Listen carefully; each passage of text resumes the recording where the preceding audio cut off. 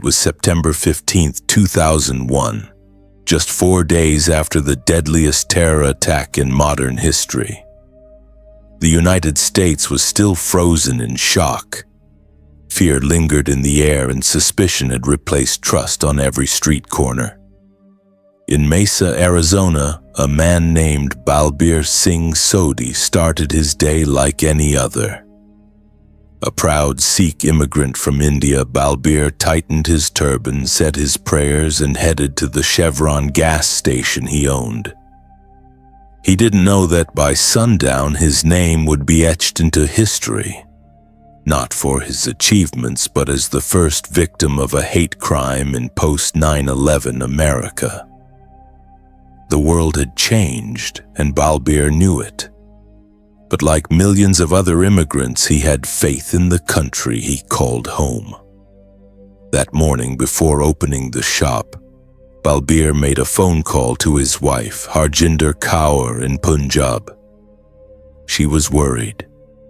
News channels back in India had shown the horrors of 9/11 and the backlash that was beginning against people who looked Muslim, including Sikhs like Balbir, who wore turbans and beards.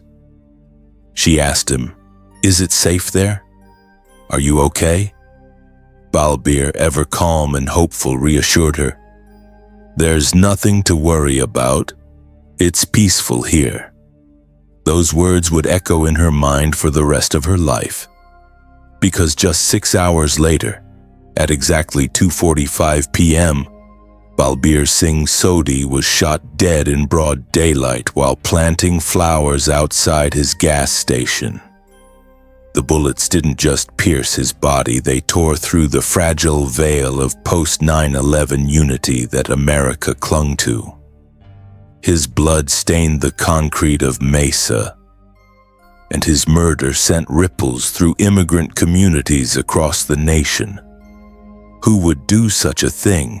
And why? The gunman didn't even get out of his truck. He pulled up, rolled down the window, and opened fire. 3 bullets, no warning, no argument, just raw, blind hatred. Witnesses at the scene scrambled to call 911, but it was too late. Balbir was gone. The man who had spent his life building bridges between cultures was now the victim of a brutal act meant to divide. The killer's name was Frank Roque, a 42-year-old aircraft mechanic. Hours after killing Balbir, he fired shots at 2 more locations, a Lebanese-owned gas station and the home of an Afghan refugee family. No one else died that day, but the message was loud and clear. This wasn't random. This was a man on a self-declared mission. In his mind, he wasn't a criminal, he was a patriot, avenging the lives lost on September 11th. But Balbir Singh Sodhi had nothing to do with 9/11. He wasn't Muslim, he wasn't a terrorist.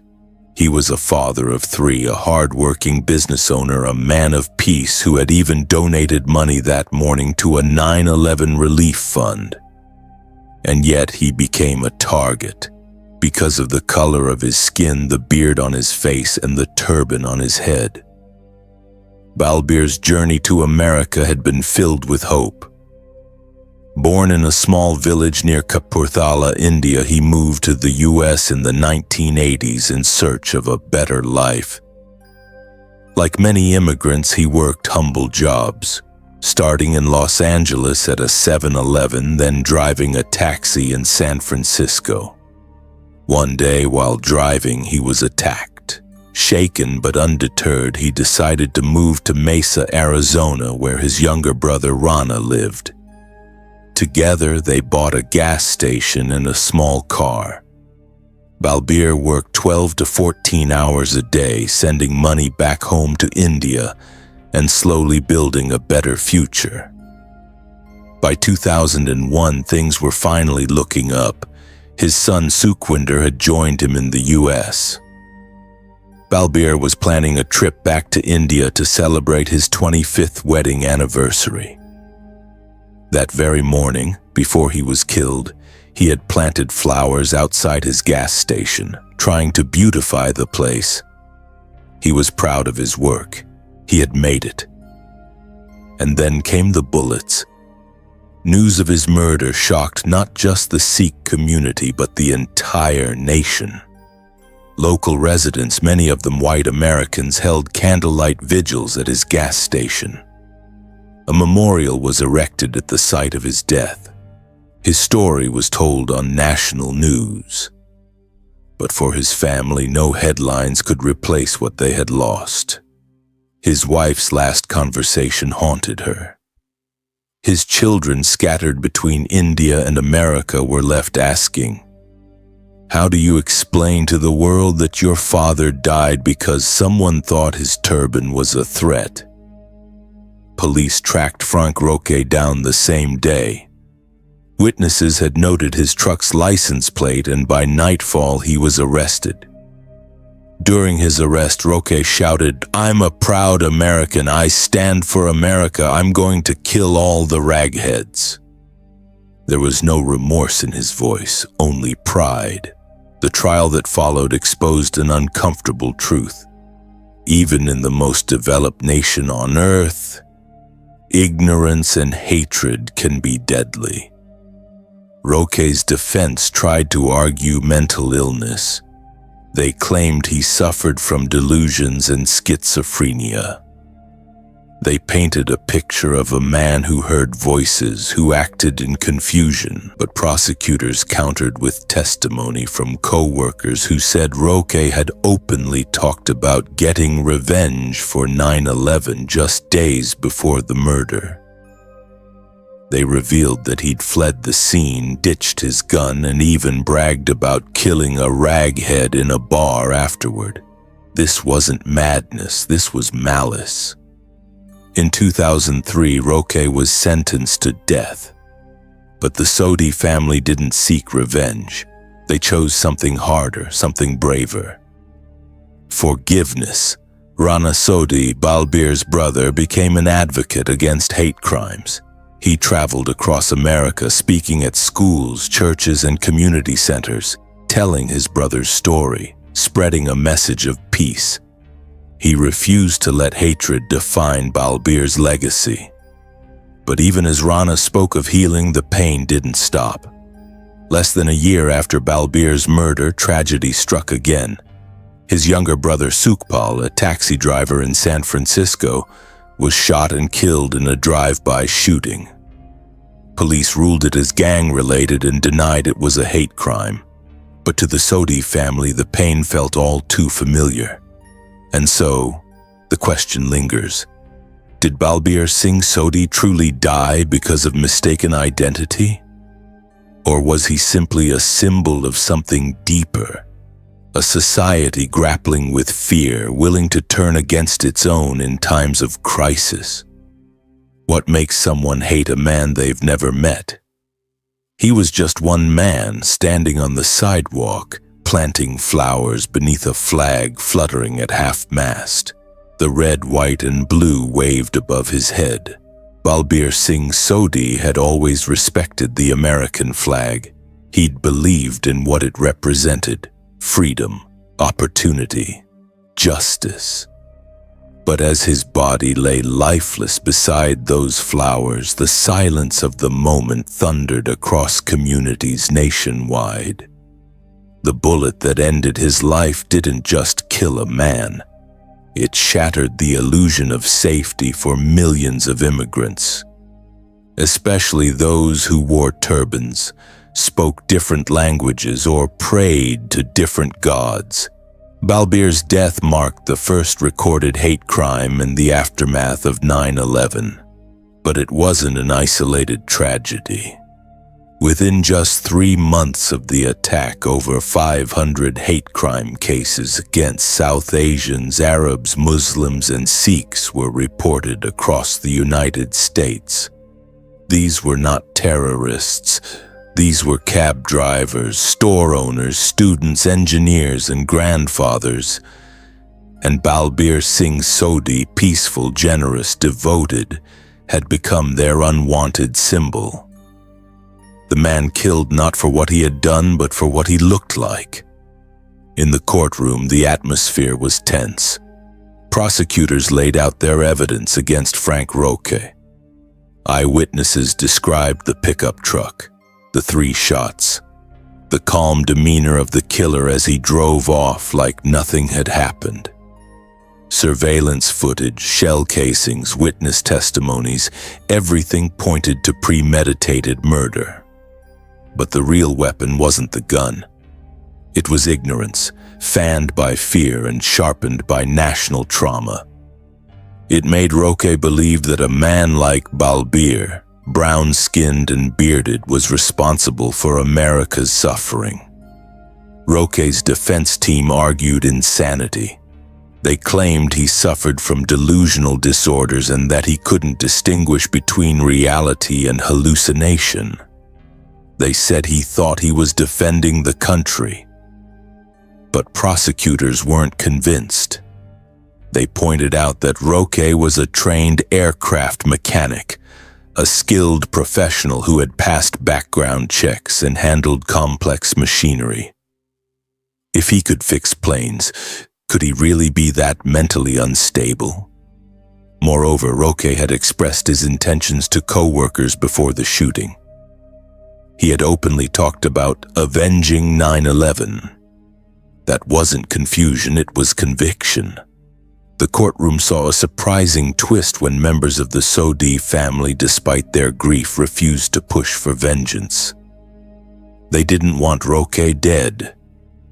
What they wanted was awareness, change, understanding. Balbir's brother Rana stood before the court and said, "My brother died because someone mistook him for something he wasn't, but we won't let hate grow stronger because of this."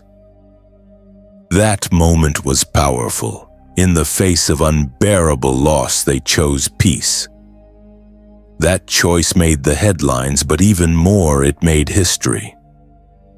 While the trial unfolded, Rana Sodhi began what would become his life's mission. He traveled from state to state, telling his brother's story. He spoke in schools and community halls to lawmakers and religious leaders. His message was simple: educate before you judge. He helped initiate educational reforms in Arizona, pushing for curriculum that included accurate information about Sikhism and other lesser understood faiths. His efforts ensured that children would grow up knowing the difference between a Sikh turban and an Arab keffiyeh, and that neither should be feared.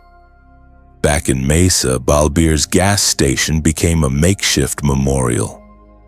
People brought candles, flowers, and handwritten notes. Some were from neighbors. Others came from complete strangers who had read about his story and traveled miles to pay their respects. The station's wall soon bore messages like, "We are with you. Hate has no home here, and you belonged here, Balbir." In death, he united people in ways that he never could have imagined while alive. But the story doesn't end with public mourning. There were darker shadows ahead. In 2011, a Republican state representative named John Kavanaugh introduced a bill that sought to remove Balbir Singh Sodhi's name from Arizona's 9/11 memorial. His reasoning? Balbir wasn't killed in the actual 9/11 attacks. The proposal sparked outrage. Civil rights groups, immigrant organizations, and citizens, many of them non-Sikh, rallied together. Protests broke out. Editorials filled newspapers. Petitions gathered tens of thousands of signatures. In the end, public pressure forced Kavanaugh to withdraw the bill and issue a public apology. Balbir's name remained on the memorial, but the attempt to erase him revealed just how fragile inclusion could be. That same year, Arizona made a historic move. The State Board of Education revised its social studies curriculum, requiring the inclusion of diverse religious and cultural identities, including Sikhism. It was a quiet victory, but a powerful one. children would now learn that the man in the turban was not the enemy. He was a neighbor, a friend, a father. Yet the personal pain endured. Just months after Balbir's death, his younger brother Balbir Singh Sodhi, also a taxi driver, was shot and killed in San Francisco. Police ruled it a stray bullet from a gang fight, dismissing it as unrelated to hate. But the Sodhi family couldn't ignore the eerie parallel. Two brothers, both immigrants, both working hard to provide for their families, both gunned down in America. Two tragedies. One message: the cost of ignorance is too high. The man behind Balbir's death, Frank Roque, was sentenced to death in 2003. But death didn't come quickly. Like many inmates on death row, he filed multiple appeals. His lawyers continued to argue mental instability, but the court was unmoved.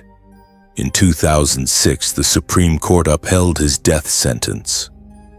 Roque remained in prison until May 2022, when he died of natural causes, still awaiting execution. What made this case stand out wasn't just the murder, it was the response. Instead of rage, the Sodhi family chose resilience. Instead of revenge, they chose reform. In 2016, Rana Sodhi did something unimaginable. He called Frank Roque in prison, the man who had murdered his brother. The call was short, emotional, surreal, and during that call, Rana told Roque, "We forgive you."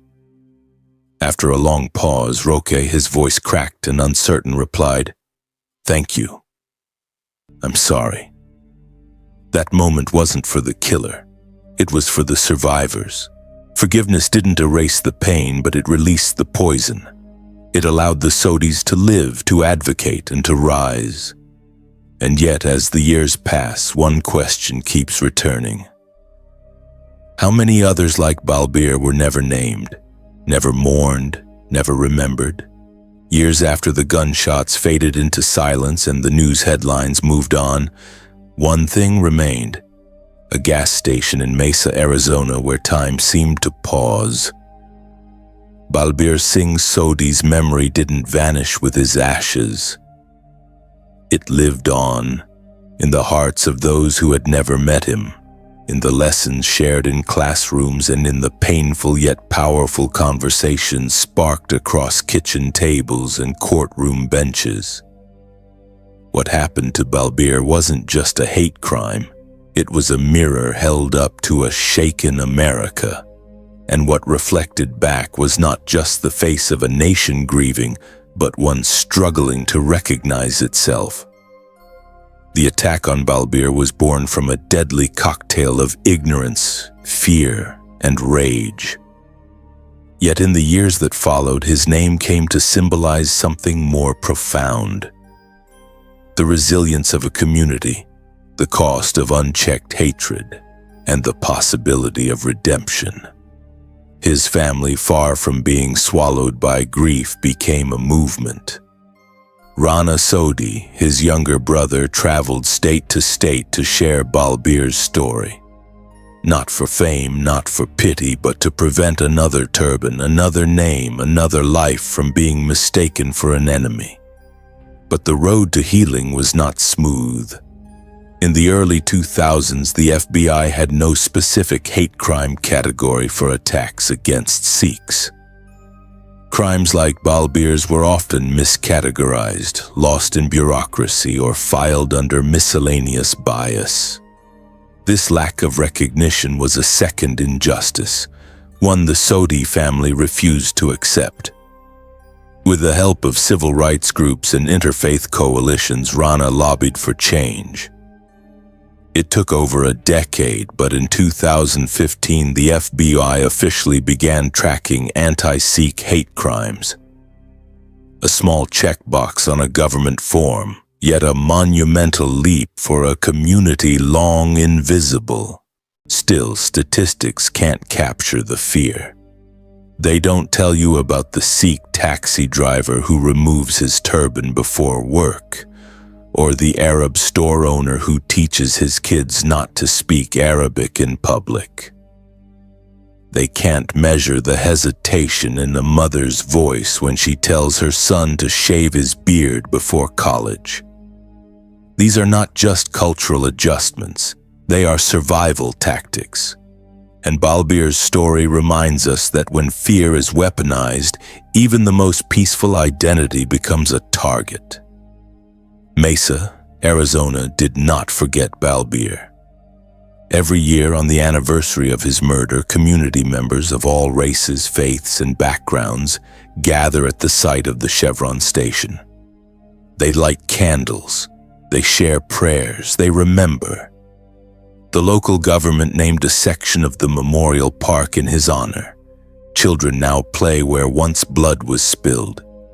And among the engraved names on Arizona's official 9/11 memorial, Balbir Singh Sodhi's remains. Because his death, while not caused by terrorists, was undeniably shaped by the terror they left behind. But not everyone agreed. In 2011, a controversial proposal tried to remove Balbir's name from that memorial, arguing that his death didn't occur on September 11th. The backlash was swift and fierce.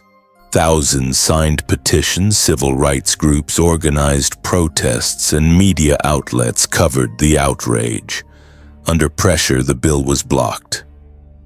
The politician behind it apologized publicly. It was a win, but it also revealed how easily the wounds of ignorance can be reopened. Education became the Sodhi family's shield. Arizona's Board of Education implemented new social studies standards that included Sikhism and other lesser understood religions in their curriculum. Teachers began to discuss identity, inclusion, and the importance of understanding differences. Children were taught that not all turbans are the same, that appearance isn't proof of threat, and that prejudice has no place in a society that claims to stand for liberty and justice. But for Rana, the journey was deeply personal. In 2016, 15 years after Balbir's murder, he picked up the phone and dialed a number most people would never dare. On the other end was Frank Roque, the man who had murdered his brother in cold blood. Rana's message was simple yet unimaginable to many. "We forgive you." Silence hung on the line.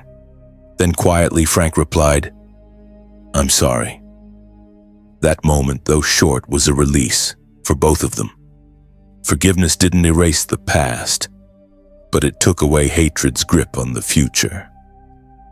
Still, tragedy seemed determined to haunt the Sodhi family. Less than a year after Balbir's death, his younger brother Sukhpal Singh was shot and killed while driving his taxi in San Francisco. Police ruled it a gang-related incident, wrong place, wrong time. But for the Sodhis, it was a haunting echo. Two brothers lost to bullets on American soil. Two dreams shattered in the land they believed in. Despite the heartbreak, the Sodhi family never gave up. They turned mourning into mission, silence into speeches, grief into growth. Rana founded awareness campaigns, partnered with humanitarian organizations, and became a national voice against hate crimes, not just for Sikhs but for all communities facing discrimination. His message was clear. Hate doesn't ask for identity, it just aims, pulls the trigger, and justifies later. Balbir's story reached beyond borders. International media covered his case. Memorials were held in multiple countries, and human rights groups included his narrative in training modules and textbooks. What began as a tragedy became a testimony of how one life unjustly taken could awaken thousands. But the final chapter wasn't written in a courtroom or at a memorial. It was written in the hearts of everyday Americans, those who began asking deeper questions. What does it mean to look American? Who gets to belong? And why do we wait for tragedy to start listening? Balbir Singh Sodhi didn't die in a war zone. He died while planting flowers in a land he helped build, wearing a turban that symbolized peace, not war. His legacy reminds us that the real threat to society isn't diversity, it's ignorance. And when we fail to educate, we allow fear to fester. Today, as new generations grow up in an America still grappling with division, Balbir's story stands as a warning and a call to action. The question now is not whether we remember his name. The real question is, will we ever learn to recognize the enemy, not by their turban or skin, but by the hatred in their heart?